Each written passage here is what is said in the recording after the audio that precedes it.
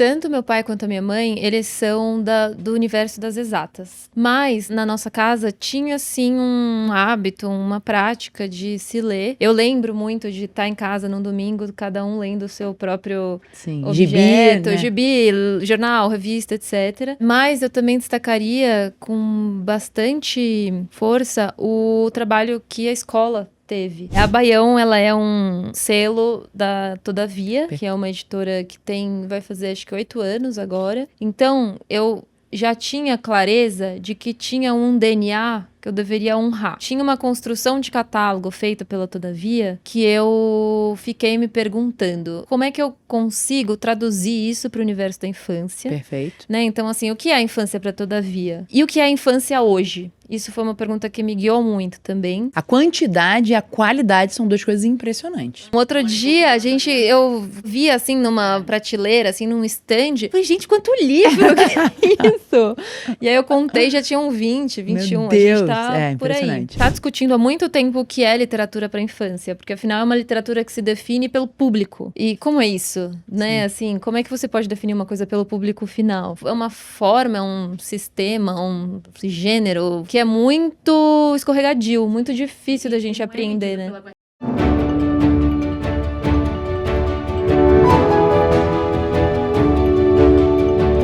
Sou Marcela Levi, sou advogada, mãe de gêmeos e tenho um perfil no Instagram chamado Mãe Lê Pra Mim, onde eu reúno os livros que eu leio para meus filhos e eu explico por que a gente gosta deles. E esse aqui é o podcast Conversas em Capítulos, um podcast sobre literatura infantil. Hoje a nossa convidada é Mel Brites. A Mel foi editora da Companhia das Letras, das Letrinhas, por muito tempo e agora é editora da Baião, uma editora que nasceu há pouco tempo e já publicou obras espetaculares. É um prazer estar com você aqui hoje. Prazer é meu, Marcela. Obrigada pelas obras espetaculares. Maravilha. Vamos começar do começo? Eu queria saber como que foi a sua infância. Se você vivia numa casa onde os seus pais eram leitores, se liam para você, se livro era uma coisa que estava assim no seu dia a dia ou só surgiu depois? Tanto meu pai quanto a minha mãe, eles são do universo das exatas, né? Enfim, meu pai faleceu, mas os dois vieram desse universo das exatas. Mas na nossa casa tinha, sim, um hábito, uma prática de se ler. Nem sempre livros, mas revistas, jornais. Eu lembro muito de estar em casa num domingo, cada um lendo o seu próprio objeto, gibi, jornal, revista, etc. Então, acho que eu comecei, sim, a ler em casa. Com esse incentivo familiar, né, de alguma forma, que não foi um incentivo, mas foi um hábito que se criou naturalmente. Sim. Porque E a gente repete o que a gente vê, né? E a gente repete o que a gente vê, exatamente. Mas eu também destacaria com bastante força o trabalho que a escola teve nesse sentido. Então, eu estudei numa escola aqui de São Paulo, que é uma escola que, enfim, é conhecida por um trabalho com a área de humanas bastante forte. E eu tive professoras de literatura muito importantes na minha vida. Uma delas, inclusive, hoje é minha amiga. Eu estava ontem com ela, almoçando. Que legal. E eu fiz parte de um projeto social que se chamava Era Outra Vez. Era um projeto ligado ao Mudando a História, que era um projeto da Brinc, que foi um dos primeiros projetos de democratização da leitura, lá nos anos 90, que começou a fazer esse processo de formar mediadores de leitura, que, por sua vez, pudessem, praticar esse hábito de ler com crianças das mais variadas origens. Que legal. No âmbito da escola, isso era uma coisa da escola ou não necessariamente? Não necessariamente, mas o projeto que eu fazia a gente fazia assim dentro da escola. Então, toda semana eu ia para uma escola pública em São Paulo e passava 1h30 com uma turma de crianças e eu ficava com essa mesma turma durante um ano. Aí, na volta desse encontro, a gente sempre fazia uma conversa com os supervisores, formadores, e, enfim, assim ia. Então você já tinha aquela experiência de saber de ver na prática que as crianças têm reações totalmente diferentes, né? Totalmente uma da outra, muito eu acho que foi o meu primeiro contato, depois da infância, com livros para infância. Perfeito. E foi aí que eu comecei a criar um certo gosto, a criar um repertório. Foi aí que eu entendi que a gente não precisa impedir a criança de rasgar o livro, que a criança pode pôr o livro na cabeça, que tá tudo bem. Que é um objeto em si, assim. Que é um objeto em si. Vários dos autores, né, que são referência hoje para mim, eu conheci de novo nesse projeto.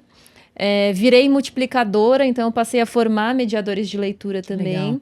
E fiquei, acho que, assim, desde do fim do ensino fundamental e o ensino médio inteiro fazendo parte desse projeto. Que máximo que a escola te proporcionou isso, né? Assim, a sua vida foi guiada Sim. a partir desse momento, né? Sim, acho que Que a escola... legal. eu sei que essa não é uma experiência exatamente comum, né? Não necessariamente a escola guia tanto os nossos caminhos profissionais, mas no meu caso foi muito, muito fundamental, assim, muito definidor do caminho que eu escolhi. E então foi isso. Aí quando chegou a hora de decidir uma faculdade, uma profissão, o que eu sabia, independentemente da carreira exatamente que eu fosse seguir, era que eu queria trabalhar com alguma coisa que estivesse dentro do triângulo educação, infância e literatura. Perfeito. E aí, dentro desse triângulo, eu já transitei de alguma forma, né? Até eu virar, de fato, editora, começar a trabalhar em editora, eu passei por escola antes, cheguei a trabalhar em livraria também. Algum E esse contato com as crianças, acho que é muito importante, né? Pra você entender o público, né? Que Eu acho que, de uma forma e outra, alguma conexão com a infância, com criança, é preciso, né? Assim, eu acho que nem que seja aquela tentativa de se lembrar quando criança, de se reconectar a uma própria, né, a sua própria infância, etc. Mas acho que esse ponto de conexão, ele é importante para quem trabalha com esse objeto, né? E na sua infância, teve algum livro que te marcou? Você se lembra, assim, de um livro? Poxa, quando eu li esse livro, teve um impacto em mim? Olha, é difícil falar né? Assim, a gente... De novo, eu estudei numa escola que proporcionava leituras, assim, por exemplo, eu lembro de ler com 13 anos, se eu não me engano, Memórias Póstumas de Brás Cubas. Perfeito. Que não é um livro para infância, literatura né? adulta para adolescente. Mas foi, por exemplo, uma leitura que super me marcou. Eu não me lembro... Acho que um pouco por essa figura narrativa, que era uma pessoa morta, né? Eu acho que me chamou a atenção um pouco por esse lado fantasioso da coisa. Outro livro, de novo, que não é para infância, eu já estou me contradizendo, porque eu trabalho com isso, mas que me veio agora à mente, que a gente ficou um tempão trabalhando com ele na escola, foi o Ensaio sobre a Cegueira, do José Saramago. Também me lembro na escola, estudando ele. Mas da mesma forma que a gente lê livro infantil e gosta, né, também está funcionando como funciona ao contrário. E você, lendo esse mesmo livro anos depois, né, extrai dele outras coisas. Né? Então... Tem muita essa discussão, né, assim, sobre, sei lá, academia, crítica, etc. Assim, tá discutindo há muito tempo o que é literatura para infância, porque afinal é uma literatura que se define pelo público. E como é isso, né? Assim, como é que você pode definir uma coisa pelo público final? Será que, então, uma criança que gosta de ler uma receita de bolo, isso é literatura para infância? Ou não? Né? Então, é uma forma, é um sistema, um gênero, sei lá como chamar, que é muito escorregadio, muito difícil da gente E não aprender, é medido né? pela quantidade de texto, né? Porque você tem livros com textos muito singelos e muita imagem, que são super profundos, e você exige um desenvolvimento da pessoa que está lendo imenso. Então, é difícil realmente posicionar. Eu acho que um dos motivos pelos quais eu criei o Mãe Lê Pra Mim foi justamente isso, que meus filhos tinham mais ou menos 1 ano, e eu percebi que eu estava lendo livros que eu não ia categorizar para crianças ou para bebês de 1 ano, né? Falei, pô, estão adorando, eu estou adorando ler para eles, tá? Aquele momento de conexão e tal. Então, realmente, essa questão assim, da faixa etária, né? Uma das perguntas que eu mais recebo das pessoas no Instagram, quero comprar um livro para uma pessoa de 5 anos, uma criança de 5 anos, o que eu devo ler? E é muito difícil, porque o seu filho de 5 anos é diferente do meu filho de 5 anos, que é diferente de um terceiro. Que bom que a gente divide isso, viu? Porque eu também, a coisa que mais tem é disque livro, né? Uma menina de 4 anos, não sei o quê, que livro? Eu falo, putz, é super difícil. Isso me leva a entender que tem um problema de base, que é esse livro, né, com o qual a gente trabalha, é um objeto muito específico. Então, por mais leitor que você seja, não necessariamente você consegue discernir um livro bom de um livro não tão bom, Então, eu acho que as pessoas, de fato, têm dificuldade de se aproximar a esse objeto. E elas buscam muito, né? As pessoas que, claro, enfim... uma referência. Uma referência, né? Sim. Mas eu acho que isso tem a ver um pouco com o fato de que é um objeto estranho, né? Sim. Assim, um objeto que tem imagem, que tem materialidade, que... Sim. E tem uma coisa muito de gosto também, né? Exato. Assim, eu vejo, às vezes eu falo de um livro que pra mim tocou muito e a reação não é tanto. E às vezes eu falo de um que eu gostei, mas não foi. E a reação é, assim, aquela avalanche de comentários. Então, é difícil, porque é pessoal. Porque também tem muito de você se encontrar na leitura de alguma forma, né? Então, me marcou no momento da minha vida, me marcou, né? Tô me vendo parecido com um personagem, alguma coisa assim, né? Exato. Eu me lembro, por exemplo, de ler quando criança e depois virou meu objeto de pesquisa, agora falando de um propriamente né, voltado para a infância, os livros infantis da Clarice. Perfeito. Um deles, eu só fui me relacionar de fato com ele mais velha. Sim. Alguns não, mas esse que eu tô pensando, que é A Mulher que Matou os Peixes, Sim. Pra mim ele... Que é muito profundo, É muito né? profundo. Muito profundo. E ele fez sentido pra mim quando eu já era mais velha. Assim, não fez sentido pra mim naquele momento. Mas quando fez muito. Sim. E esse é um livro que quando as pessoas me perguntam, né... qual Que livro... idade? Eu falo, olha, primeiro lê você. Perfeito. E aí depois você vê se é o caso, se é acessível ou se faz sentido pra criança que você quer presentear. Sim. Porque é um livro que fala de morte, de traição, de saudade, de abandono, de absolutamente tudo, sem muitas papas na língua, né? Daquele jeito que só a Clarice sabe fazer. Sim. E, enfim, é um livro infantil. Mas assim, tem pra mim que esses temas mais sensíveis, vamos assim dizer, que as crianças lidam bem, né? A gente que vem com toda uma bagagem, assim, como é que eles vão lidar com isso? Sim. Mas eles se resolvem, né? Assim, eu vi outro dia uma pessoa dizendo assim, olha, quando a criança vem com uma pergunta, devolve primeiro a pergunta a ela, porque ela vai se resolver, você não precisa trazer o que você já tá pensando. Sim. E isso eu já fiz várias vezes em casa e é muito verdade, eles têm as suas próprias respostas. Então acho que às vezes é um medo nosso de trazer o assunto, mas o assunto permeia a vida, tá ali. Então eu sou da teoria que pode apresentar tudo para as crianças, claro, com algumas coisas, né, muito sensíveis que eu vou dar o seu tempo, né? E você vê também o quanto isso... Acho que duas coisas que eu pensei a partir do que você falou. Primeiro, o quanto isso é cultural. Então, você vê a diferença de tratamento de determinados assuntos em determinados países ou regiões. Né? Então, sei lá, a gente tem falado ultimamente sobre uma das questões que está aí à tona é a questão do suicídio. Sim.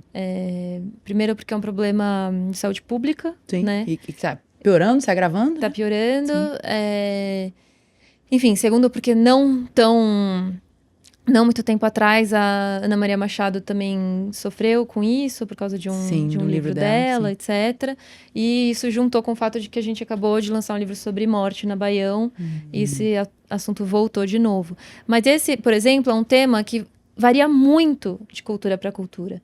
Então, assim, por um lado, eu olho para certos livros escandinavos e vejo como isso é falado assim... tranquilamente, aparece nos livros infantis, o pai dele se matou, a mãe não sei o quê. Você fala, nossa, pessoal. Sim, aqui tem um tabu, né? Que vem aqui com tem um tabu. Enquanto eu estava conversando com as autoras desse livro que a gente tá lançando. Que são brasileiras, não? São espanholas. Tá. E elas estavam justamente contando pra gente lá da Baião que houve uma mudança de postura diante da questão do suicídio. Antes era mais como é no Brasil...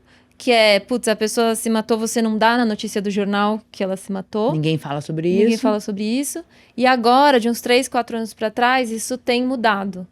A diretriz tem sido outra, né? Acho que... Perfeito. Então, também, né, é super difícil a gente saber onde se localizar diante de tudo isso. Sim. E acho que tem uma outra coisa importante também para dizer, que é os livros para infância, por um lado, a gente tem que vestir essa infância, né? Mas, por outro, eles sempre vão ser para adultos também. Com certeza. Porque na grandíssima parte das vezes, tem uma mediação. Com certeza. Né? Seja a pessoa que compra, seja a pessoa que coloca na lista da escola, seja a pessoa que presenteia, seja a pessoa que lê para quem ainda não lê. Então, E tem muitos autores que dizem, não estou escrevendo para criança, estou escrevendo para mim, eu estou escrevendo sobre uma coisa que eu tenho interesse, Exato. E aí ele se tornou um livro que foi lido por crianças. Exato. O C.S. Lewis, Ele fala, por exemplo, que para ele a literatura para a infância é toda a literatura, qualquer literatura que faça mais sentido nesse formato. Perfeito. Não tem a ver com o público, não tem a ver com o tema, assim, tem coisas que cabem melhor numa sinfonia, outras em outro tipo. Então, para ele vai escrever para a criança ou para o jovem quando essa forma fizer mais sentido. Perfeito. Né? Perfeito. Então, Perfeito. Enfim, acho que varia muito, né? Acho que também a gente está falando de um sistema, de uma produção muito grande, muito variada, muito diferente. É muito impressionante, né? Assim, a quantidade de livros bons, produzidos, dedicados à infância é uma coisa, assim, surreal, né? Entendo que não era assim há alguns anos atrás, mas hoje em dia é impressionante. Então, como fazer essa seleção? Eu fico pensando também nas escolas, né? Porque uma coisa é eu tomar uma decisão do que eu vou apresentar para meu filho, outra coisa é uma professora tomar uma decisão que vai apresentar para 20 famílias diferentes numa turma, né? Sim. Então, eu tenho uma história boa, meu segundo livro é sobre a criança que nasce da fertilização in vitro. Então, um assunto, né, que eu não sei, provavelmente não foi tratado por quase nenhum dos pais ainda, tal. Então, fui ler meu livro para as crianças de 3, 4 anos. Falei, quanto eu posso falar, né? Eu vou falar o que está no livro, que eu me sinto confortável, mas sempre tem perguntas, né? E aí eu contei para as crianças eu falei, vocês sabem como a mãe sabe quando tá grávida? Eu, não sei. Então eu falei, a mãe faz um xixi num palitinho. Aí os olhos das crianças arregalados. Tipo, o que ela acabou de me falar? Acho que é uma informação muito bombástica. Eu falei, meu Deus, será que eu vou me arrepender de ter falado isso? Então eu penso, imagina a professora, o tempo todo ela tem que, né, assim, tá no fundo da cabeça que o que ela fala, né, pode ser diferente do que um pai falaria, né? Sim. Então é uma profissão difícil, né? E eu acho que a pressão que a escola sofre nesse sentido de educar é muito grande, né? Sim. E famílias muito diferentes entre si. Sim. Né? Então eu acho que a escola é muito culpabilizada por muito do que acontece sem dúvida. no processo. E a gente está mais acostumado hoje a intervir, né? Assim, eu me lembro, na minha época, você deixava a criança na escola e voltava para pegar no fim do dia e acabou. Hoje toda semana eu recebo uma ligação, vem aqui fazer, né? Então mudou esse envolvimento. Mas vamos voltar para sua carreira. Então, então você decidiu que essa ia ser a sua profissão, né? Que você ia estudar isso. E conta os próximos passos depois daí. Bom, aí eu fiz faculdade de letras. Me formei, enfim, depois de uns 2 anos, eu acho, entrei no mestrado.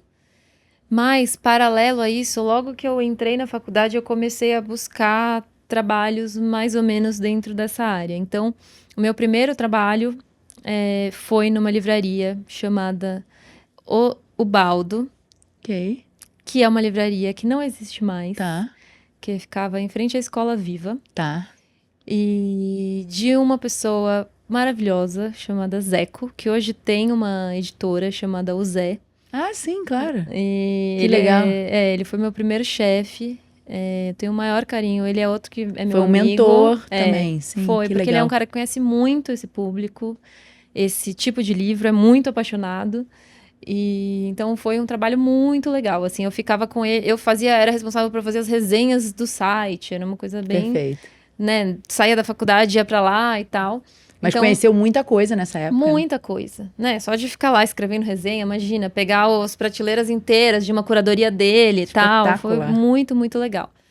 Aí, depois eu trabalhei em 2 escolas diferentes, de perfis totalmente diferentes.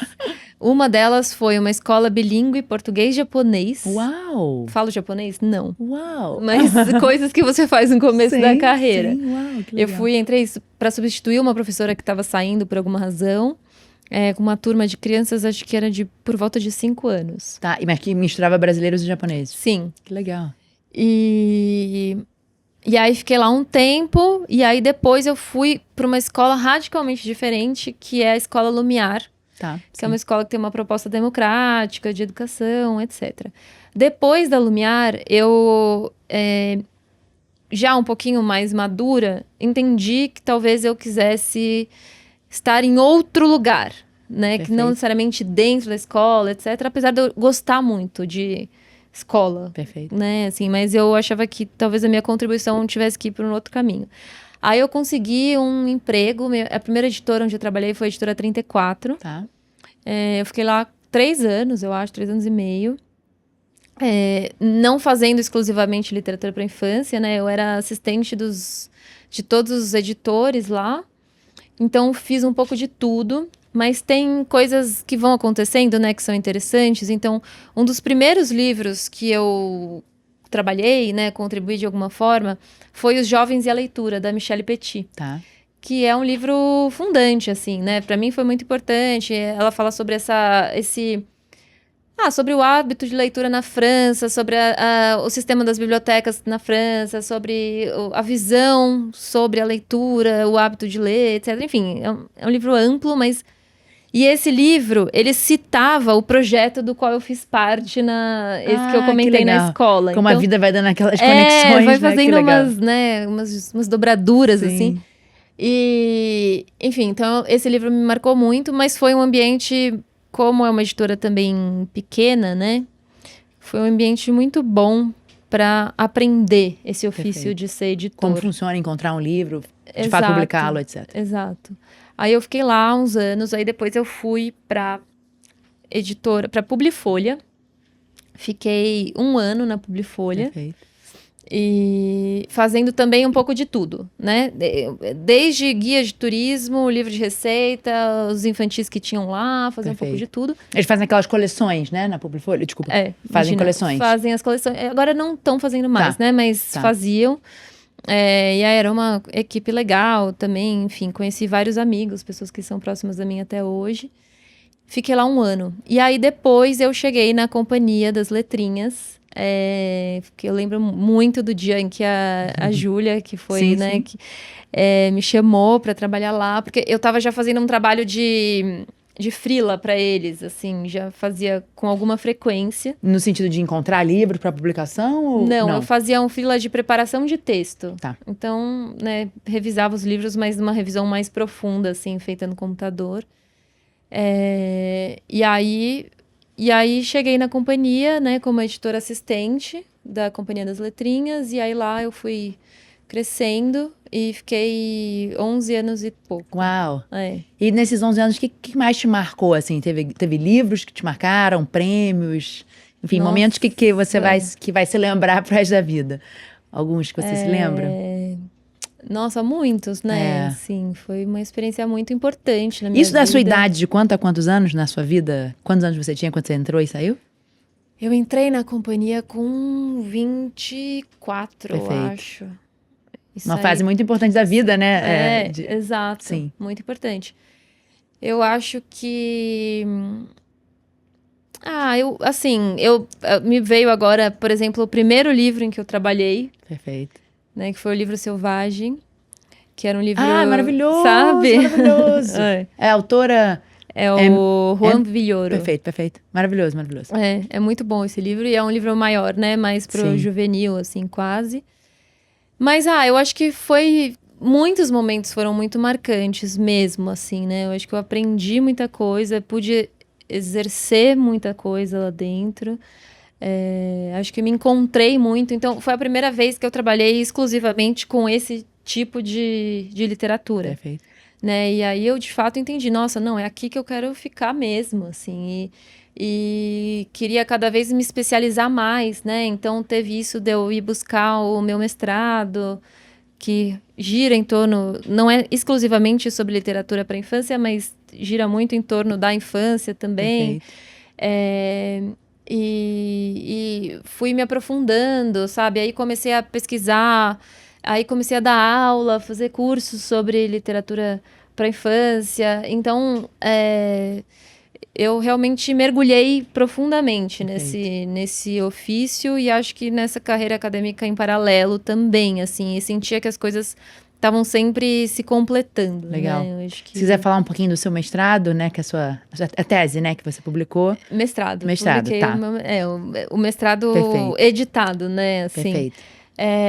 O meu mestrado é isso, é sobre as infâncias na obra da Clarice Lispector. Então, eu busco entender quais são as concepções de infância que estão presentes basicamente em 2 grupos de textos. Livros para a infância, justamente, e um grupo de contos em que as narradoras, muito próximas da biografia da autora Clarice Lispector, rememoram a própria infância. Perfeito. E essas memórias são de uma infância em Recife, que foi onde a Clarice passou uma parte da infância dela. São experiências de iniciação com o corpo, com a sexualidade.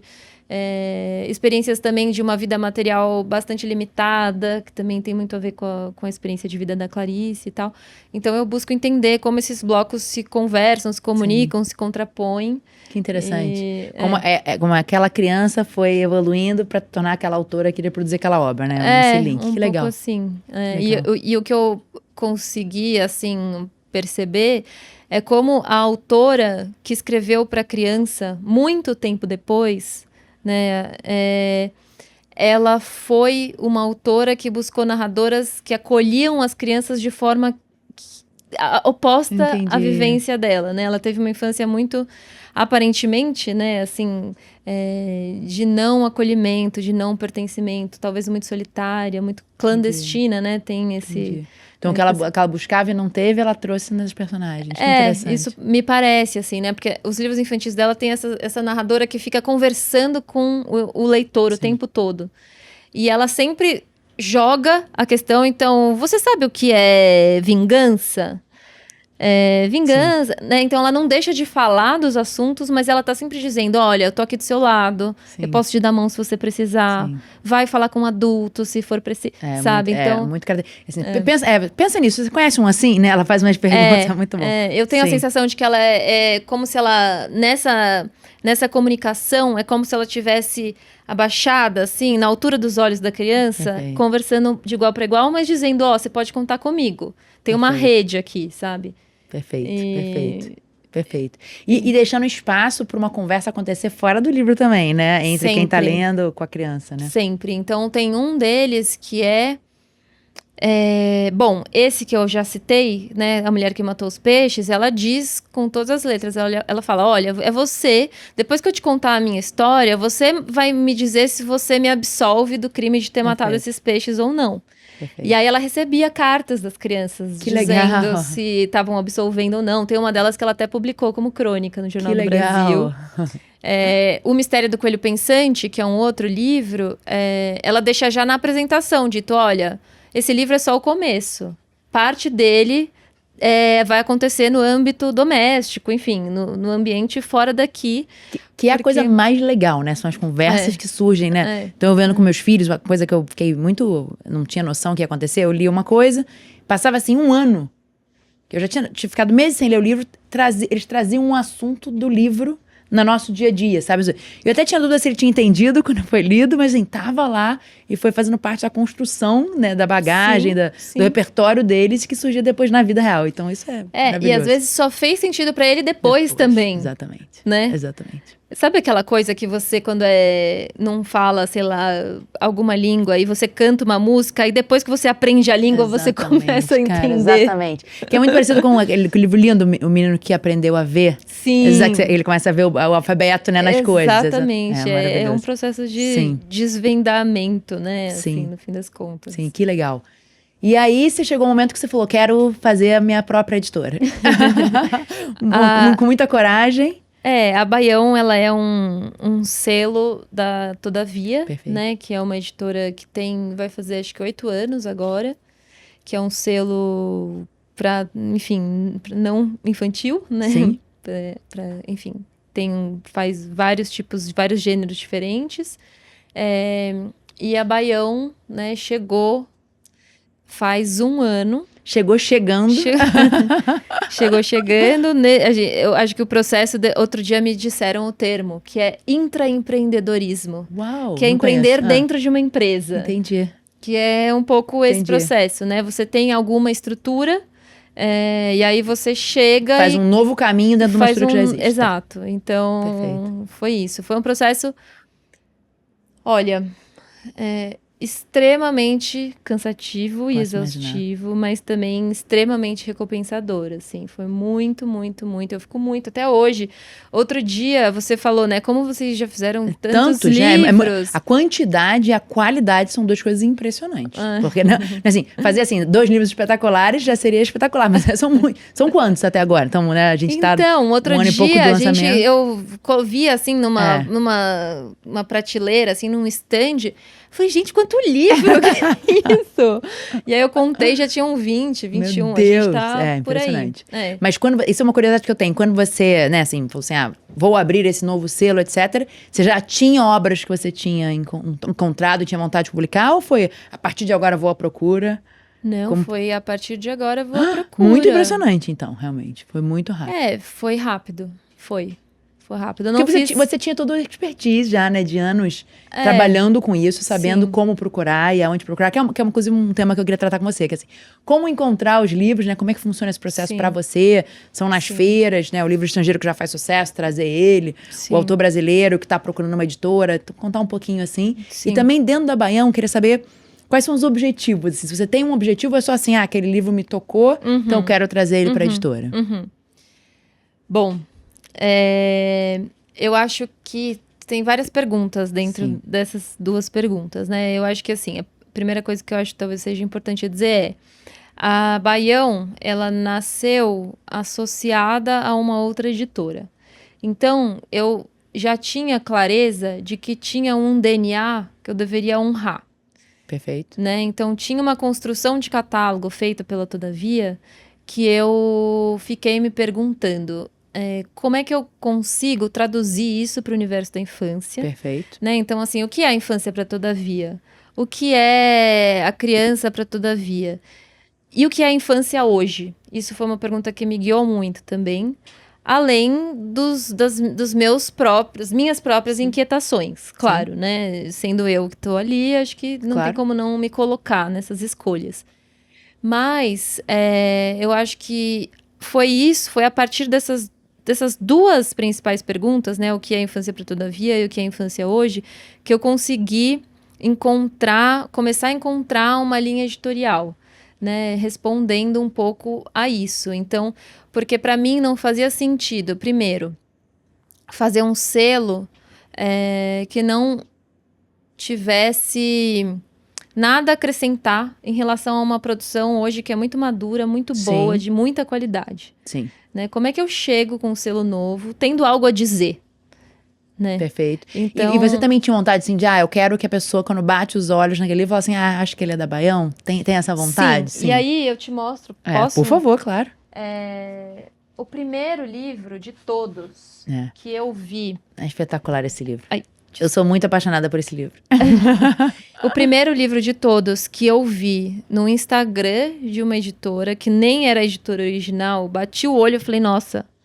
Olhei para ele, ainda quando as coisas ainda eram bastante nebulosas, eu olhei e falei, isso aqui é a cara da Todavia infância. Perfeito. Então, esses traços, né, um tipo de traço, um livro cheio de movimento, cheio de personalidade. Muito artístico, é doce, bastante artístico, criativo. Mas tem uma doçura. Tem uma abordagem muito contemporânea da maternidade, né? Você vê que essa mãe, olha a casa dela. Uma bagunça. É maravilhoso. Né? Assim, você não sabe se talvez ela seja uma mãe solo ou não. Sim. E tem uma parceria com o filho, né? Não é um tipo top-down, assim, filho vai dormir agora, vamos fazer isso juntos, né? Exato, a gente é uma parceria. Exato, tem isso. Tem uma pessoa que fala sobre o livro, que eu gosto muito, que ela fala assim, obrigada por mostrar a realidade, Johnson, com a roupa suja, a bagunça e as teias de aranha. Né? Eu acho que esse livro tem um pouco essa proposta, ao mesmo tempo que ele traz um subgênero que é muito tradicional na literatura para a infância, que são esses bedtime stories, né? As histórias de hora de dormir. Que é a hora mais gostosa para ler para criança, que tá todo mundo mais calmo e tal. Todo mundo sempre diz assim, meu filho não presta atenção. Eu falei, já tentou num quarto escuro, só com uma luzinha no livro? É impossível não dar certo, né? Toda criança quer esse acolhimento no fim do dia. Então, eu acho que ele juntava uma questão estética com uma questão de conseguir trazer um tema muito clássico para a contemporaneidade. Perfeito. E ele também outra coisa que é muito cara a Baião, é trazer novas vozes. Perfeito. Então, tanto a autora do texto quanto a autora da imagem, ambas não tinham nada publicado no Brasil. Uau, ok. E elas são norueguesas, né? Então, isso também é uma prática da Baião, né? De trazer nomes que não sejam Então conhecidos. você viu uma publicação sobre ele da editora original que publicou ele no exterior e falou, quero trazer. Isso. Aí fui atrás de quem estava com os direitos e tal, já me organizei lá para assim que a gente pudesse já fazer uma oferta e tal. Então, ele foi o primeiro livro. E eu acho, modéstia à parte, que eu acertei. Porque, primeiro porque ele é um dos nossos best-sellers. Sim, é meu favorito. Olha aí, tá vendo? Ontem, eu estava lendo um outro livro e meus filhos assim, mãe, aquele que o menino finge que é o papagaio e tal. Começaram a falar sobre o livro, sem eu estar lendo ele. Muito foi maravilhoso. E eu acho que é isso. Ele tem uma coisa que também... prática, que ele tem um formato grande que chama atenção na livraria. Então, ele foi bem, assim, Sim. teve venda para clube de assinatura, etc. Sim. Então, e que nesse formato, também, para quem tá lendo para as crianças, é maravilhoso, porque você mais de um filho, olha aqui, um de cada lado. Olha espetacular, só. Sim. Vou usar esse argumento, porque tem quem reclame que ele não cabe na prateleira. Os livros ficam deitados. Pois é. Mas então, enfim, acho que esse é um. Aí, a gente tem também tentado, né, ainda respondendo as suas perguntas, essa questão das novas vozes e também novas representatividades, de alguma forma. Perfeito. Então, por exemplo, esse tá fechado, mas esses 2 livros são de um autor indiano, que é um país também pouco representado no Brasil, né? Sim. A comunidade não é muito grande, né? Exato, tem uma comunidade, mas não é muito grande. E tem artistas incríveis lá, e a gente encontrou esse livro do Subramanian, que é um autor muito versátil. Ele fazia desde escultura até brinquedos de madeira, até xilogravura. Um artista. Ele é um artista visual, que já veio, inclusive, para 2 bienais, já esteve em 2 bienais de arte em São Paulo. Que legal. E ele era um ativista político muito importante, que foi também participou do movimento de independência da Índia. Então, assim, uma figura importante para o país, pouco conhecida no Brasil, e principalmente dentro desse universo da literatura para as infâncias. Perfeito. E aí uma pergunta, assim, porque, por exemplo, Boa Noite Boa, eu imagino que você tinha, assim, uma expectativa que ele ia vender bem, porque é um livro que é, entre aspas, fácil, né? As pessoas reconhecem esse formato do Bedtime Story, etc. Já esses que você está mencionando agora são livros menos fáceis, né? Não é aquele que a pessoa vai bater o olho e vai... Mas você também, então, pondera, né? Obviamente, o negócio tem um lado comercial, mas tem um lado, assim, é arte, né? Você quer produzir arte também, né? Como funcionam esses dois interesses ao mesmo tempo, né? Eles ficam entrando em conflito toda hora, se batendo, se pegando e tal. Sim. Mas acho que tem isso mesmo, assim, ainda mais num catálogo que a gente tá criando do zero. Sim. Tem uma cara, tem uma marca, tem um propósito, né?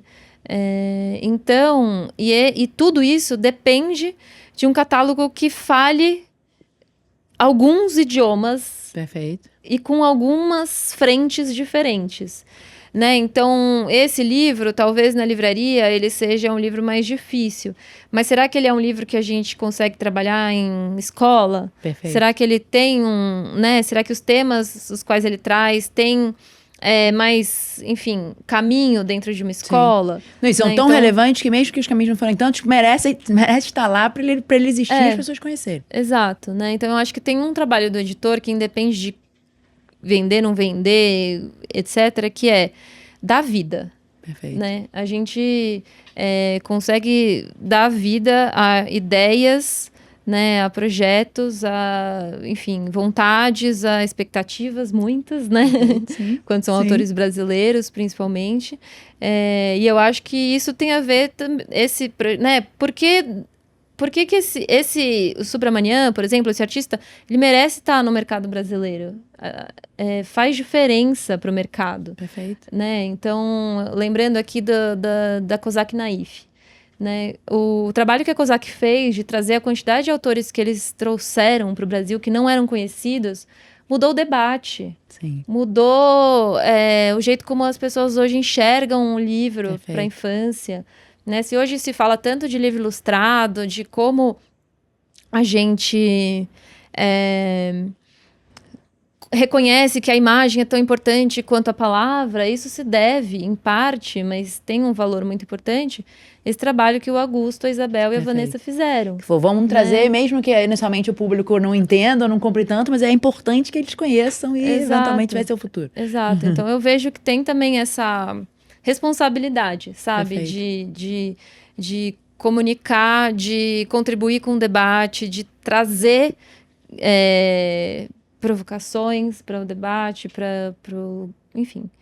Acho que é um pouco isso. Perfeito. Eu vou já mostrar outro. Por favor, claro. Daí, pensando um pouco nos projetos brasileiros, de novo, assim, eu trouxe exemplos que eu acho que ditam muito nossos caminhos, assim, lá na Baião. Esse aqui é um livro, Conheço, é lindo. Chama... Eu queria te fazer uma pergunta, não sei, eu me esqueci até qual é a expressão, mas eu já vi, como se fosse um teatrinho japonês onde você vai Kamishibai. trocando. Isso aí. É inspirado nisso? Não tem a ver. Eu vou te contar essa história. Mas eu fui agora em abril, né, esse ano, eu fui pra Feira de Bolonha. Perfeito. E levei os livros da Baião pra mostrar, né, um selo novo, um projeto novo e tal. Todo mundo que eu mostrava falava, mas a Kamishibai, né? Que bom, então não Aí eu falava, not really. Mas eu confesso pra você que essa referência do Kamishibai me veio depois. Assim, quando a gente fez isso, não foi uma inspiração. Mas é isso. Esse livro, então, ele é de autoria do Sidney Nogueira, com ilustrações da Luciana Itanifé.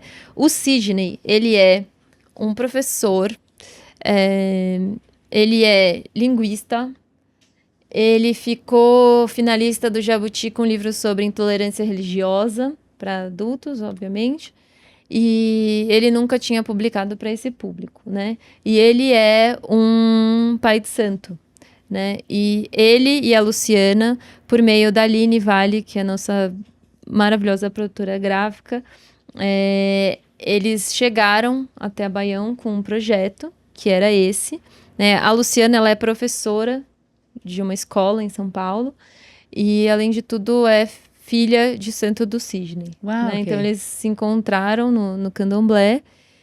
E aí, só que eles chegaram com um projeto que eles falaram, a gente vai contar para vocês. E aí, eles começaram a cantar e contar, literalmente, a história. E eu fiquei completamente embasbacada. Falei, bom, tá, vamos fazer, não tenho mais nada que eu possa dizer além disso. E aí, depois, dormindo e acordando, em cima disso, eu pensei, a gente precisa, né, dividir ali com toda a equipe da Baião, a gente precisa dar um jeito de maximizar a força da oralidade que esse livro tem. Como é que eu vou traduzir aquele espetáculo que eu vi dentro de um livro, dentro do papel, né? Exatamente. E porque a história em si também é uma linguagem muito oral, né? Não é só porque eles contaram, é porque a história é muito oral. Ela traz os trejeitos da oralidade. E aí, o que a gente entendeu é que é isso. Um livro assim, ele te leva para dentro. Uma brochura normal te leva para dentro, te leva para você, né? Para você ler para o outro, você comentou, esse aqui que tem formato grande é bom porque você consegue, né? Você tem que fazer uma certa manobra para conseguir dividir isso, né? Tirar de você e dar para o outro. Para o coletivo. Sim. E aí, o que a gente entendeu é que essas lâminas, elas poderiam proporcionar uma leitura que não fosse voltada para dentro. Né, que pudesse, enfim, ser lida de uma outra forma, um pouco tensionando essa relação do leitor com o objeto. Perfeito. E aí eles são numerados, porque a história tem uma sequência. E a gente já recebeu, assim, isso é muito legal, né? Imagens de, sei lá, escolas que colocam no varal, fazem o varal. Há outras que, tipo, jogam todas as páginas no chão e as crianças em cima, etc. Perfeito. Então, Acho que isso, enfim. Esse formato convida muito à interação, né? Muito. Exato. Muito legal. Exato. Justamente para tentar um pouco maximizar essa ideia de uma leitura em coletivo, de uma leitura em grupo, que eu acho que no fim era o princípio do projeto deles. Perfeito. E daí só um outro detalhe que eu queria contar sobre esse livro, que também eu tenho muito carinho por ele, porque junto com o Bo, ele foi da primeira leva da Baião. A Luciana, para ilustrar, ela usou...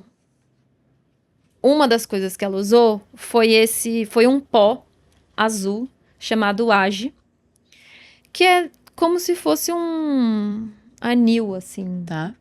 E ela usou esse pó porque ele é um pó que é usado em rituais do candomblé. E porque fazia sentido, porque o centro da história é o cabelo da menina, que é de água. E é um pó, um azul, super azul, azul. E aí, a gente queria usar, né, essa cor para imprimir o nosso livro. E aí, a nossa produtora gráfica não estava feliz, porque não estava chegando nesse azul. Exato tom. No exato tom que a gente queria. Não estava chegando nesse tom, e a gente queria abusar desse azul, a gente queria usar no verso das páginas, etc. Aí o que ela fez? Pegou o pó e mandou pra gráfica. E falou, façam aí uma tinta com esse pó, a partir do pó, sei lá, e vamos tentar imprimir essa exata cor do pó. E foi possível. E aí foi, porque aí a gráfica criou uma tinta.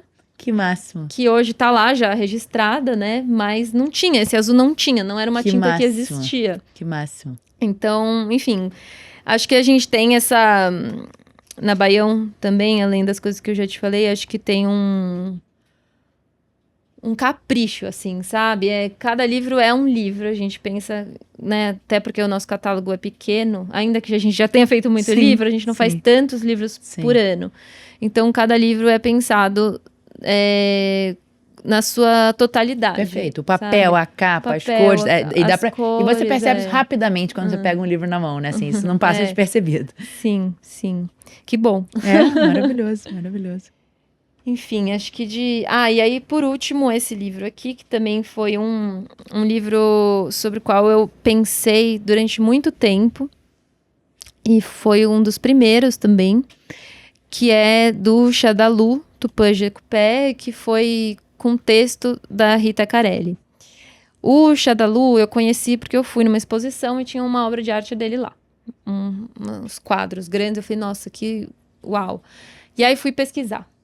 E aí vi, já te respondendo um pouco sobre catálogo também. Perfeito. Como é que as coisas chegam. Sim. E aí fui pesquisar quem era o Shadalu, porque eu não conhecia, e li a história dele ali, o que eu conheci de catálogo de museu, de não sei o que. Falei, nossa, que história interessante. Porque o Shadalu, ele é uma figura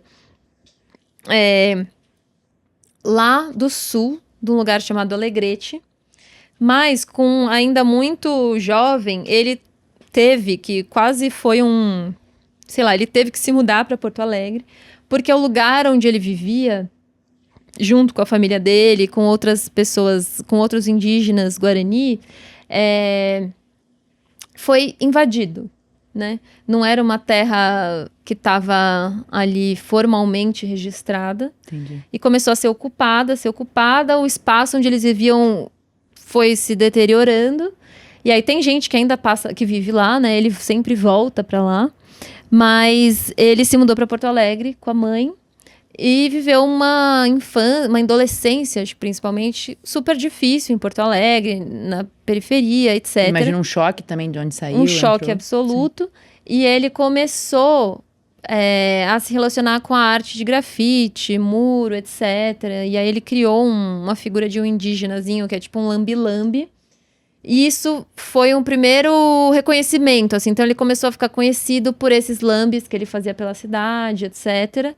E aí ele foi se desenvolvendo dentro das artes visuais e gráficas. Hoje ele expõe em tudo quanto é canto do mundo. E ele vive um pouco essa dualidade, né?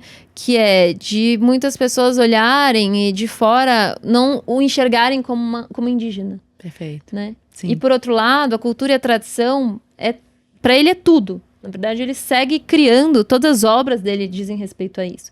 Ele tem um processo criativo super interessante, que ele conta uma história para uma pessoa, para uma figura importante, né, da cultura dele lá, por mensagem.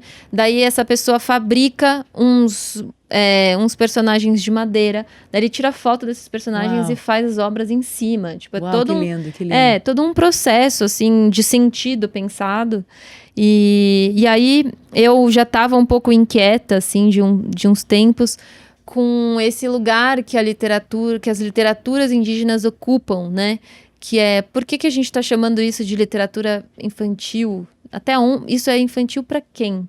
Né? E por que a gente está chamando de mito e lenda? Né? Se, como disse já Krenak, são histórias verdadeiras. Então, por que a gente fica colocando nessas gavetas? Né? Por que só se busca mitos e lendas, etc., quando se trata desse tipo de literatura? E aí, o que a gente fez, né, nesse livro foi contar a história dele, em primeira pessoa. E aí a gente chamou a Rita para nos ajudar nesse sentido. Então ele e a Rita se encontraram muitas vezes e a Rita foi trazendo as palavras, né, para essa história. Se quiser virar para mostrar um pouquinho. E aí o livro traz as imagens, as obras, né? São as obras do Xadalu. Acho que isso tem a ver um pouco, assim como esse A Menina dos Cabelos, com essa ideia de... que eu já falei um pouco, né? Que é como fazer igual fazendo diferente, né? Como... Vamos ter literatura, né, feita por autores indígenas? Vamos, mas como? Né? Quero surpreender de alguma forma, né? Trazer discussão. Sim. E a gente trouxe um pouco das artes mais urbanas também, né? Lindo. Porque acho que as duas coisas compõem a figura dele, de alguma forma. Lindo. Você já falou um pouco sobre isso, mas assim, se você tivesse que colocar em poucas frases qual que é o seu maior objetivo com esses livros, né, que você vem publicando pela Baião, assim, o que você quer que as crianças extraiam? Crianças e adultos, talvez, mas focando nas crianças. O que você mais gostaria que elas extraíssem dessas leituras? Eu acho que uma coisa que eu acho que é muito importante para nós, assim, por um lado, uma noção de sociedade, porque eu acho que esses livros, eles trazem visões, né? A gente não pode ser ingênuo nesse sentido. Eles dizem coisas, eles afirmam coisas. Então, acho que tem algumas determinadas visões, né, de sociedade, noções, de compreensão do que é viver em coletivo, que eu acho que é muito importante para nós. Por outro lado, acho que a Baião também tem um lado que aqui nesses livros não tem tanto, mas até nesse aqui tem um pouco mais, eu vou falar dele, que é uma certa leveza, um certo bom humor. Perfeito. Uma beleza, né? Uma beleza e uma leveza, uma certa displicência, que eu acho que é também ventilar um pouco, sabe? Então, assim, por exemplo, esse livro que A Morte é Assim, que eu já mencionei, né? Dessas autoras espanholas, são 38 perguntas feitas por crianças de os mais variados países. Essa premissa é maravilhosa, porque eu tô pensando assim, quando eu chego em casa do trabalho, meus filhos sempre me vêm com uma lista de 10 perguntas impossíveis de se responder, sempre envolvendo a morte, o que acontece depois da morte, e assuntos muito profundos. Então, é muito legal do partir da pergunta da criança, né? Exato. Elas fizeram várias oficinas, e a partir dessas oficinas reuniram as perguntas, e aí as perguntas são nomeadas. Inclusive, eu vou morrer? Cláudia, essa é a pergunta 1. E aí a resposta querida Cláudia, você é sortuda. Essa é uma das poucas perguntas sobre a morte que tem uma resposta clara e direta. Dá para responder uma única palavra, sim. Né? Eventualmente. E aí depois elas continuam e tal. Sim. Mas, então tem ilustrações de um artista italiano que são divertidas. Sim. É um livro que, de alguma forma, ele não foge da reta. Então, ele fala, ele nomeia e ele responde as perguntas. Ao mesmo tempo que ele tenta fazer isso de forma que não fique naquele lugar de nossa, meu Deus do Sim. céu, como é que a gente vai falar sobre isso? Isso é parte da vida. Isso é parte da Sim. vida, tem uma naturalidade da gente falar sobre isso, é muito mais difícil para o adulto do que para a criança. Muito. Então, né, eu acho que então tem perguntas assim, por exemplo, a morte dá medo, até uma que é, quando eu morrer, pra onde vai meu videogame? Sabe? Então, assim... Maravilhoso. Hoje é engraçado você falar desse livro hoje, que eu ainda não conhecia, que hoje de manhã, quando eu acordei, a primeira pergunta que minha filha fez foi: mãe, pode uma criança de 10 anos morrer? Aí a minha resposta foi: essa não é a ordem natural das coisas, essa é a coisa mais triste do universo, mas infelizmente é possível. E eu vi que ela lidou bem com essa resposta, né? Muito melhor do que eu, ao responder, tava lidando. Tava quase chorando. Mas achei maravilhoso esse livro. Tô doido pra ler pra eles. Porque E esse é o primeiro livro de não ficção que a gente tava fazendo na Baião, né? Que também tem isso. Como que fazer não ficção? Sim. Qual é o jeito da Baião de fazer não ficção? Né? Tudo tem o seu jeito de ser feito. Sem dúvida. E eu acho que uma coisa muito importante, voltando à sua pergunta que você fez, todos os livros, o que eu tento muito, assim, repetir e dividir lá dentro todos os livros que a gente está fazendo, eles têm uma razão de existir. Eles têm um propósito, eles estão vindo à vida, se forem brasileiros, ou vindo ao Brasil, se forem estrangeiros, por alguma razão. Perfeito. Não necessariamente que é para ensinar alguma coisa, não é isso, né? Não é isso, mas eles têm um motivo de estar. Então, por exemplo, esse aqui é o primeiro livro de não ficção brasileiro, da Baião, espanhol. Ele é um livro que... o que eu acho que ele acrescenta ao debate? A gente tem falado muito sobre morte na literatura para a infância, mas, na maior parte das vezes, de forma metafórica. Sem dúvida. Né? Em histórias de ficção, etc. Porque é um caminho possível. Sim, com os usos de animais, né? Muito comum. Com os animais, exatamente. Né? Esse é um livro que fala de uma forma diferente sobre o mesmo assunto. Né? Então, tem uma novidade nisso. Perfeito. Então, eu acho que, de alguma forma, a gente sempre sabe porque a gente está fazendo. Perfeito. Acho que isso, respondendo a sua pergunta de catálogo também, cada livro chega de um jeito, chega via gente, sim, chega via indicação de alguém que falou. Muitos autores nos escrevem propondo projetos, mas... imagino que deve receber muito, né? Originais. Muito. Deve ser a coisa mais difícil, né? É a maior angústia. É a maior angústia de todas. Primeiro porque a equipe é pequena e a gente deixa as pessoas esperando. Sim. As expectativas são muito grandes. Segundo porque... Os livros infantis são muito pessoais e íntimos, né? Quando a pessoa escreve, ela fala assim, isso aqui é uma coisa que me marcou quando eu era criança, essa é a história da minha avó, né? Então isso é muito forte, né? Exato. A gente sabe o quanto, né? Quanto de expectativa os livros carregam.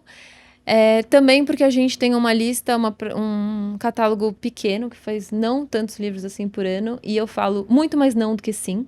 Necessariamente. Necessariamente. E um dos trabalhos de editor também é esse, né?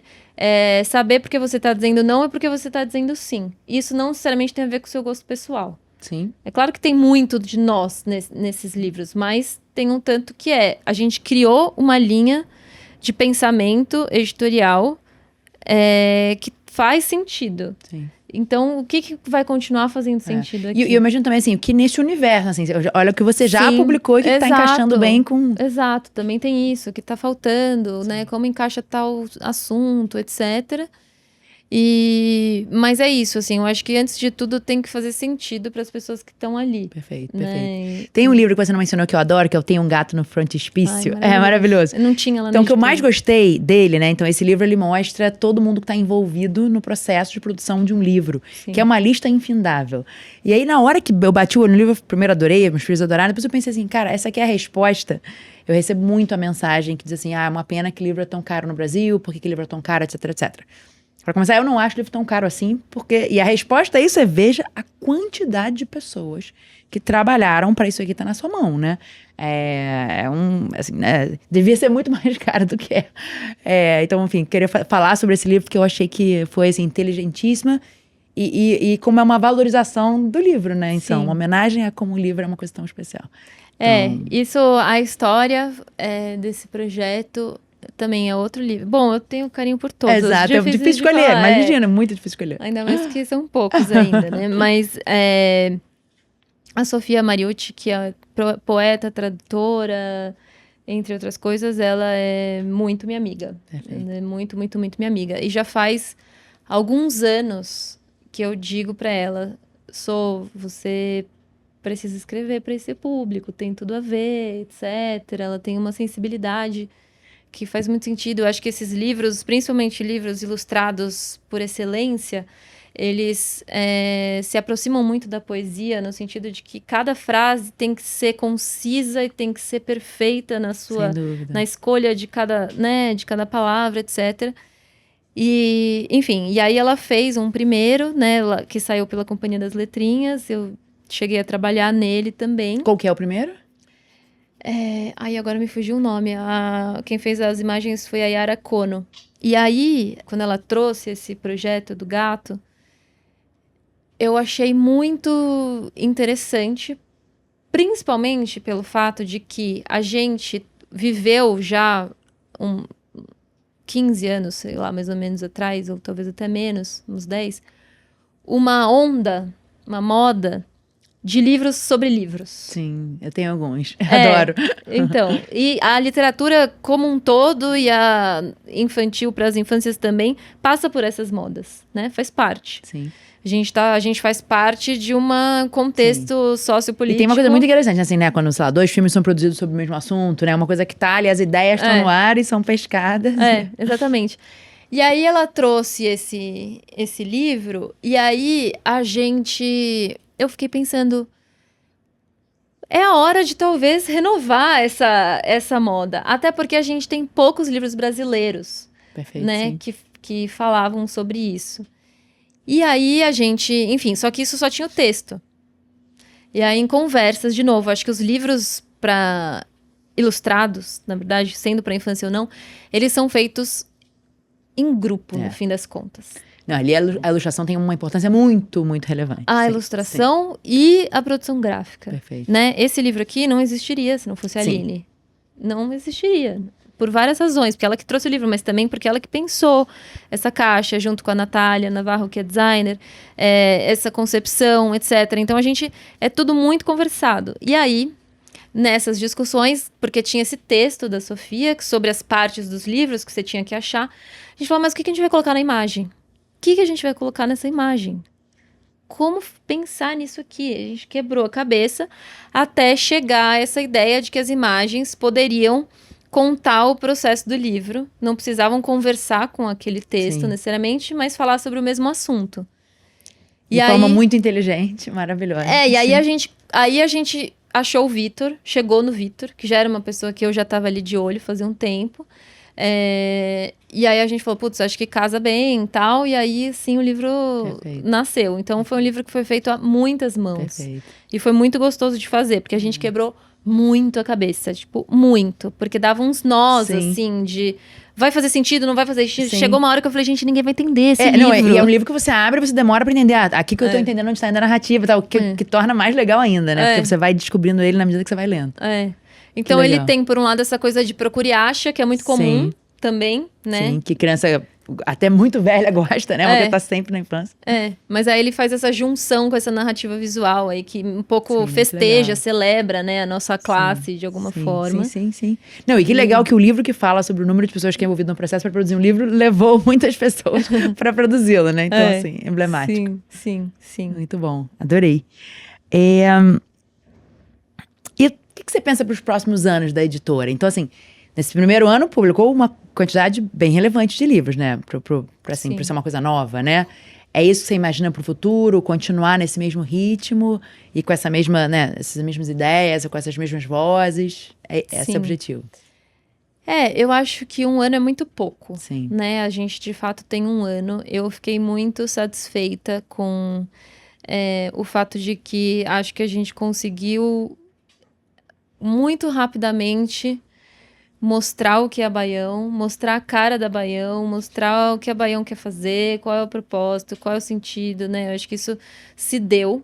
Sim. Eu acho que em muito tempo a gente foi reconhecido pelos prêmios, pelas listas, etc. Então, muito, de fato, eu fico muito feliz com isso.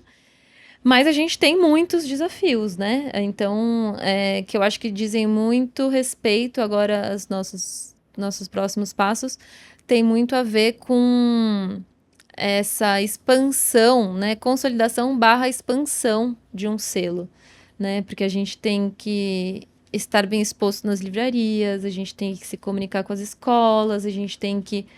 Essa manutenção precisa acontecer, Perfeito. né? Sem perder o seu DNA, mas crescer, né? É um business, né? Então, é um business, exatamente. Eu acho que é importante para toda a cadeia, né, que a Sem gente dúvida. consiga se colocar, né? Então, para os autores, para quem trabalha lá dentro, para as livrarias, para Sem todo dúvida. mundo é importante, né, que o selo consiga se estabelecer da forma como a gente quer, né? E nesse sentido a gente tem uma força que é Todavia, que já está aí, Sim. né? Mas tem uma particularidade gigantesca, né? No modo como o livro infantil é trabalhado, é visto, é divulgado, etc, né? Então, Sim. acho que a ideia, assim, é seguir. Acho que a linha editorial é essa, já está posta. Tem algumas coisas que a gente ainda quer fazer e não fez. Perfeito. Mas acho que agora é um trabalho de manutenção, né? De um catálogo que começou muito bem. Perfeito. E eu também... Uma coisa que eu sempre repito lá é como é que a gente vai conseguir manter esse frescor, né? Porque um ano é óbvio que é fresco, mas daqui 10, Sim. como é que a gente E vai... tem uma intenção, assim, a gente já falou aqui dessa questão, né, de que não tem muito essa questão de faixa etária, né, como dizer pra... Mas tem uma intenção de ter livros juvenis, por exemplo, né, que você traz temas mais complexos e com mais texto mesmo, que exige de uma idade maior, também tem essa intenção. Tem sim. A gente tem um livro... Na verdade, tem. Os livros da Olga Tokarczuk, Sim. um deles saiu pela Todavia antes da Baião existir, e o outro, O Senhor Notável, saiu Sim. já pela Baião. É um livro que é um livro ilustrado, mas ele conversa com uma faixa etária já, né?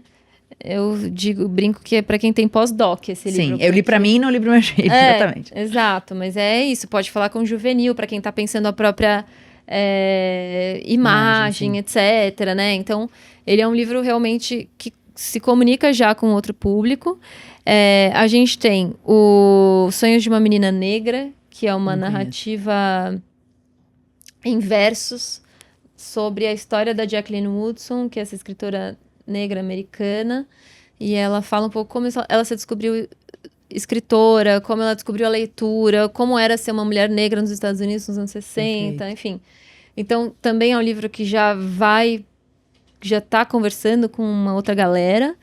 E estamos, sim, tentando entender, né? Já tem projetos aí que estão sendo feitos, né? Mas tentando entender o que é essa literatura mais jovem na Baião. Perfeito. Então, isso, sim, está sendo... Que é um público que tem talvez menos produção, né, do que a produção para criança, pelo menos do que eu vejo, assim, porque eu acho que é talvez mais delicado, né, assim, não sei exatamente porquê, mas não tem tanta produção para essa segunda fase. Na verdade, assim, se você vai na Bienal do livro, você vê que, assim, os jovens consomem muita literatura, né? E aí tem muita coisa estrangeira, Sim. né? Mas a gente tem hoje ótimos escritores nacionais também escrevendo para esse público, mas acho que ela também é muito específica. Então, tem que entender o quanto isso cabe dentro de uma determinada marca, né? Assim, o que dá para fazer, porque é quase um outro universo, uma outra forma de pensar, de comunicar, de tudo, assim, né? Então, mas acho que tem intersecções e tem possibilidades, assim. Perfeito. Enfim. E eu te pedi uma outra pergunta difícil, né? Outro pedido difícil, que é trazer pra gente aqui livros infantis favoritos seus da vida, que te marcaram de alguma forma. Também é como escolher filho favorito. Não, muito difícil, muito difícil. Se você puder mostrar pra gente. Mostro. Eu trouxe uma gama bem variada. Se quiser me passar isso. Ah, sim. Obrigada. Vários tipos diferentes também de coisas, assim. Vou começar por esse aqui. Esse é um livro do Fernando Vilela. Ai, que lindo. Que saiu primeiro na Kozak Naif. É um livro bem grande. Ele é um dos assuntos do meu doutorado. E eu, quando conheci esse livro, na época que ele foi publicado, que foi, sei lá, 2010, por aí, eu fiquei completamente embasbacada. Obra assim, de arte, né? Obra de arte. Ao mesmo tempo, divertido, assim, muito legal. É isso, é sobre esse encontro entre o Lampião e Lancelot. Perfeito. E aí começa em guerra, vira dança, então... E aí tem essa coisa das cores, que é tudo que é do Lancelot é em prateado, tudo que é do Lampião é em dourado. Lindo, lindo. Realmente gosto muito, muito desse livro, não à toa tô estudando ele. Aí, esse outro aqui é um livro que eu amo de paixão. Amo. Esse eu acho que é unânime, assim, todo mundo que eu falo dele gosta, é um espetáculo. É profundo, é divertido, tem uma mensagem espetacular, é tudo de bom. Exatamente. É irônico, né? Eu acho que sempre tem essa questão, né, de se você quer dizer alguma coisa, como dizer sem abrir mão do literário? Né? Acho que essa é uma pergunta da literatura para a infância. Sim. Que tá todo mundo sempre meio tentando responder. Sim. Né? E eu acho que esse livro realiza de uma forma também completamente inovadora. Sim. Eu sou apaixonada. E é o tipo de livro que eu gosto muito, que assim, abre numa página, vamos falar sobre essa página, né? É muito bom. E essa coisa das histórias paralelas que vão acontecendo e você vai procurando. Que é muito a vida, né? Como a gente falou há um pouco tempo atrás, assim, as coisas vão se encaixando, né? Muito legal. Exatamente. Então esse eu sou apaixonada. Eu trouxe só os livros da minha prateleira, tipo... Perfeito. Assim. Aí, esse aqui, da Boitatá. Também. Apaixonante. Maravilhoso. Apaixonante. Esse eu posso dizer pra Ivana que eu queria ter editado. E esse pra mim é o tipo de livro, né? Porque as pessoas dizem, você traz todo tipo de assunto, eu trago.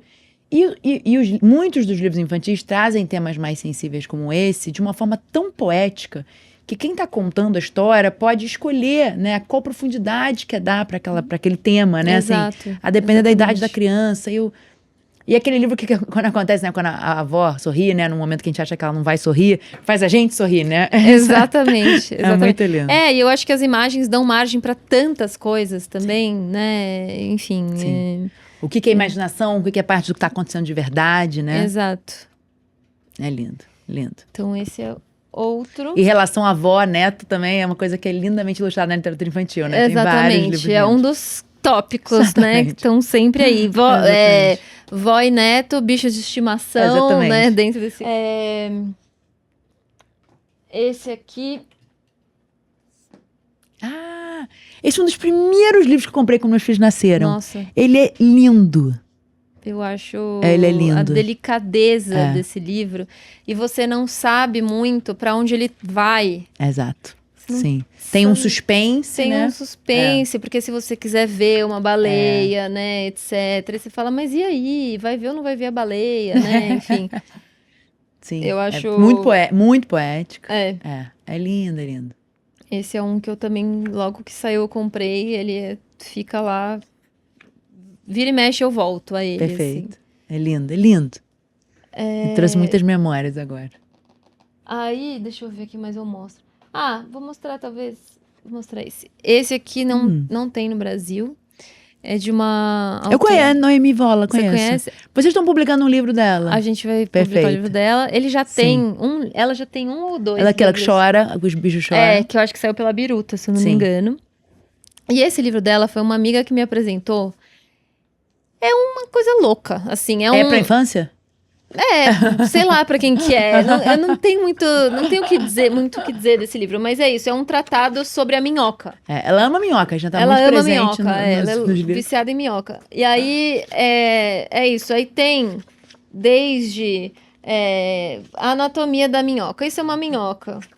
Aí existem minhocas pequenas, minhocas aqui de vários tamanhos. Maravilhoso. Os tipos de cabelo da minhoca. E aí vai ficando cada vez mais nonsense. Sim. Parece, ele flerta com um livro de não ficção. Perfeito. Porque tem um pouco essa linguagem informativa, informativa, mas ele é isso. De repente a minhoca tá dirigindo. Muito bom. E é isso, mas por exemplo... essas imagens, pelo menos lá em casa, meus filhos quando vêm, gostam muito de replicar. Quero também desenhar a minhoca, né? Tem um pouco de parecer um desenho de criança. De criança, exatamente, que é um pouco o estilo dela, né? Sim, lindo, lindo. Eu acho esse livro, assim, esse é paixãozinha também. Maravilhoso. E ele não existe no Brasil? Não, ainda não.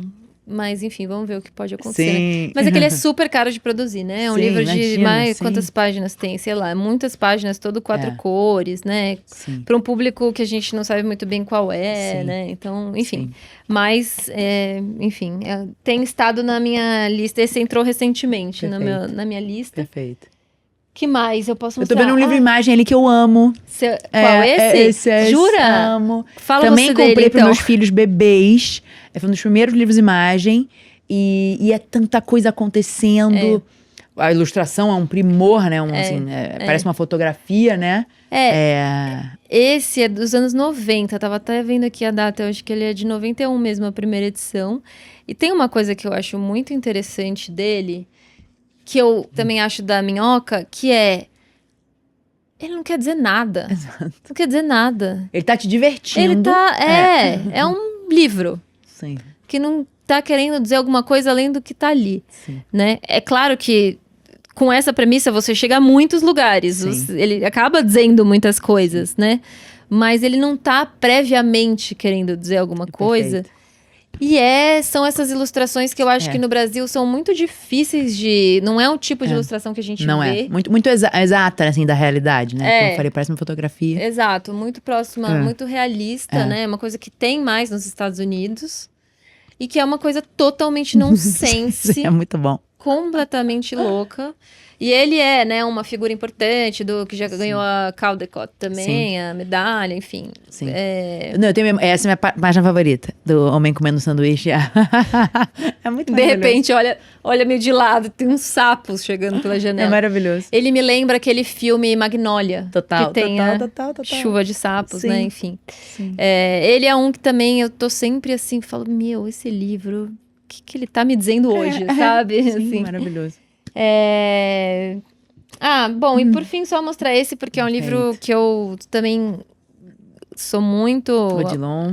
Ele também, esse livro também tá no meu doutorado e ele é muito bonito, assim, até porque eu fiz, né, a literatura brasileira também foi muito importante na minha formação como leitora, né, de Guimarães Rosa, até os cânones, até menos cânones, etc. Eu leio muita literatura brasileira, gosto muito de literatura brasileira. E eu acho que tem quase uma vertente da literatura para a infância hoje no Brasil, que é livros que dialogam com Guimarães Rosa. Impressionante. Tem alguns, assim, né? Tem o Saga Trissuinorana, tem alguns. E eu acho muito bonita a possibilidade de você poder continuar uma história, né? Perfeito. Eu sinto que o Odilon faz aqui é isso. Ele continua a Terceira Margem do Rio. Dá um outro fim, quase, para uma história que acabou ali. Perfeito. Uma homenagem, né? Uma homenagem, não deixa de ser uma homenagem. Eu acho que tem uma coisa muito bonita também. Da própria relação do Odilon com o filho e com o pai, que de alguma forma é pincelada tá aqui, né? A gente vê isso na dedicatória. Que ele fala, cadê? A meu pai que me deu o silêncio, a meu filho que o povoou. Isso aparece no fim do livro, é muito interessante, lindo, né? É uma lindo. escolha também. Sim. Então, esse também é um livro que eu dou muito de presente para adultos. Perfeito, maravilhoso. Mel, foi uma delícia a nossa conversa. Muito obrigada. Parabéns aí por tudo que você, né? Esse caminho que você trilhou até agora. Obrigada. E muitas boas coisas nos aguardam. Sim, obrigada pelo convite. Também adorei. Perfeito, obrigada.